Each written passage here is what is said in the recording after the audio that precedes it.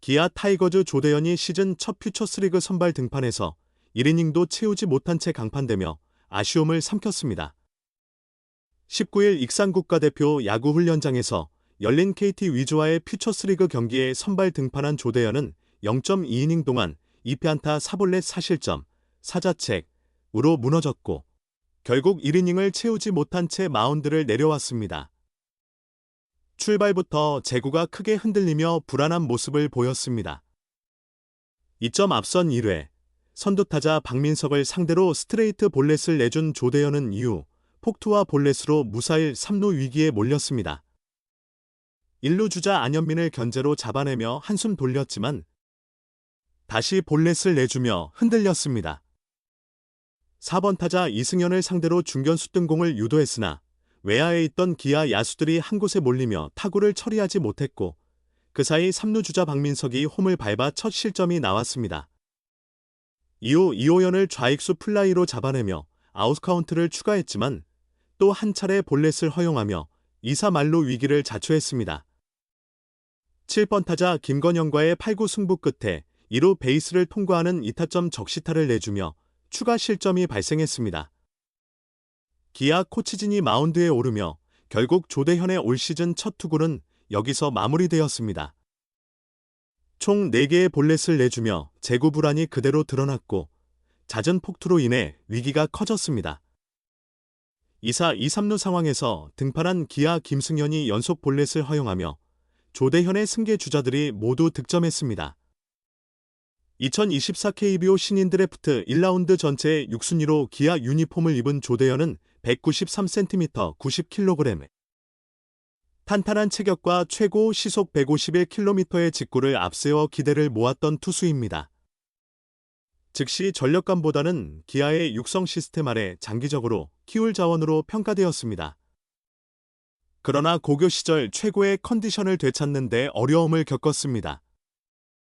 프로 첫해 퓨처스리그 10경기에 등판한 조대현은 9 3분의 1이닝 동안 7탈 3진 17사 사구 10실점, 10자책, 평균 자책점 9.64를 기록했습니다. 17개의 사사구에서 알 수 있듯 제구 난조로 고전했고 제구가 흔들리면서 강점이던 구속까지 떨어지는 모습을 보였습니다. 겨우내 투구폼을 수차례 수정하며 구슬땀을 흘렸지만 시즌 첫 등판에서 다시 한번 쓴맛을 보며 해결해야 할 과제를 남겼습니다. 유승철과 김기호는 투구폼을 수정하며 절치부심했다. 김태형은 성공 가능성이 엿보인다. 하지만 이 선수의 존재도 잊어선 안 된다. 기아 타이거즈가 단순히 2024 시즌 통합 우승팀이라는 이유만으로 주목받는 것은 아니다. 최근 신인 드래프트 1라운드 또는 1차 지명자들을 꾸준히 1군에 안착시켜왔다. 2025년 현재 은퇴하지 않은 선수 중에서는 2015년 1차 지명자 이민우만 한화 이글스에서 뛰고 있을 뿐 대부분이 1군에서 활약 중이다. 2020년 정혜영은 기아의 간판 마무리를 넘어 팀의 마무리 역사까지 새롭게 썼다. 2021년 이일이는 토미존 수술과 재활로 한 시즌을 쉬고 있지만 양현종을 잇는 차세대 토종 에이스로 기대받는다. 2022년 김도영은 기아를 넘어 K리그 최고 선수 반열에 올랐다.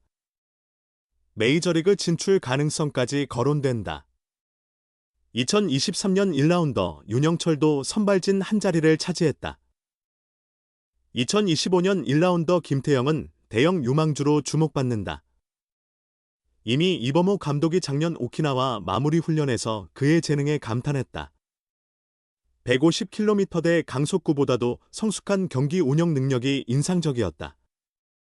JTBC 최강야구에서 김태형과 맞붙은 KBO 은퇴 레전드들도 극찬을 아끼지 않았다. 팀을 대표하는 우한 에이스로 성장할 잠재력이 무궁무진하다는 평가다. 한편 그간 부진했던 선수들도 반등을 노린다. 2018년 1차 지명자 한준수가 대표적인 사례다. 뛰어난 재능에도 오랫동안 제 기량을 발휘하지 못했다. 한때 자기관리 부족이 지적됐지만 군 복무 이후 달라진 모습을 보였다. 철저한 경기 준비 태도로 전임 감독의 눈에 들었고 이범호 감독도 그의 타격 능력을 높이 평가했다. 독특한 오픈 스탠스가 장점이었다. 포스트 김태균으로 주목받는다. 그러나 여전히 아쉬운 선수들도 있다. 2017년과 2019년 1차 지명자인 우한 유승철과 좌완 김기훈이 대표적이다. 기대를 한몸에 받으며 입단했으나 순탄치 않은 길을 걸었다. 이에 두 선수는 2024 시즌 중 미국 노스캐롤라이나 샬럿 트레드 어슬레틱 센터에서 한 달간 훈련하며 변화를 모색했다. 투구 폼까지 수정하는 이례적인 결정을 내렸고 구단도 이를 적극 수용했다. 잃을 것이 없는 선수들이었기 때문이다. 유승철은 야마모토 요시노부, 레이 다저스와 유사한 투구 폼을 완성했다. 하체를 부드럽게 흘려보내며 중심 이동을 하는 동작이 상당히 흡사하다. 심지어 투구 준비 자세조차 닮았다는 해설위원의 지적도 있었다. 김기훈은 윤영철의 1에서 2년차 시절과 비슷한 모습을 보인다는 평가다. 중심 이동 전 양손을 글러브에서 완전히 분리해 공을 쥔 손을 드러냈다. 공 스피드가 빠르지 않은 윤영철은 이 부분을 보완해 성공적으로 안착했다. 반면 김기훈은 강속구를 던지는 만큼 이 폼으로 승부를 걸겠다는 전략이다. 바뀐 투구 폼으로 유승철과 김기훈은 이번 시즌 도전에 나선다. 그러나 간과해서는 안 될 선수가 있다. 2024년 1라운더 조대현이다. 강릉고 출신으로 전체 6순위에 지명된 우완이다. 하지만 고등학교 2학년 때 전학 후 본격적으로 투수를 시작해 프로에서 잠재력을 발휘하는데 시간이 필요하다는 평가를 일찌감치 받았다. 조대현은 2024 시즌 퓨처스리그 10경기에서 1패, 평균 자책점 9.64를 기록하며 부진했다. 1군 데뷔도 이루지 못했다. 오히려 1년 후배 김태형보다 1군 안착이 늦어질 가능성이 크다. 그러나 중요한 것은 속도가 아닌 방향이다. 데뷔 후 1에서 2년 만에 1군에 자리 잡는 선수는 많지 않다. 시간이 필요한 법이다. 이제 2년차 시즌을 맞이한 만큼 긴 호흡으로 성장 곡선을 그리면 된다. 현재 2군 고치 스프링 캠프에서 구슬땀을 흘리고 있다. 2023년 한화에 입단한 내야수 문현빈은 그의 규정 타석을 채웠다. 고졸 신인이 데뷔 시즌부터 규정 타석을 채우는 건 드문 일이다. 리빌딩 중인 젊은 팀이기에 가능했던 부분도 있지만 무엇보다 타격 재능을 인정받았기 때문이다. 프로 첫해 114안타를 기록한 문현빈은 역대 7번째 고졸 신인 100안타의 주인공이 됐다. 지난해 개막전 선발 2루수로 출전했던 그는 프로 2년차에 103경기 타율 0.277을 기록했다. 타격에서는 두각을 나타냈지만 수비에서는 아직 자리를 잡지 못했다. 신인 시절에는 내외야를 오갔고 지난 시즌에는 2루수와 3루수로 기용됐다. 올해 내야 라인업에서도 문현빈이 1순위로 꼽히는 자리는 아직 없다. 그의 주 포지션인 2루는 안치홍이 맡고 백업 1옵션도 황영묵이 담당한다. 문현빈은 노시환이 있는 3루의 백업으로 세 번째 시즌을 준비했다. 다만 타격으로 선발 라인업에 포함될 가능성이 높다.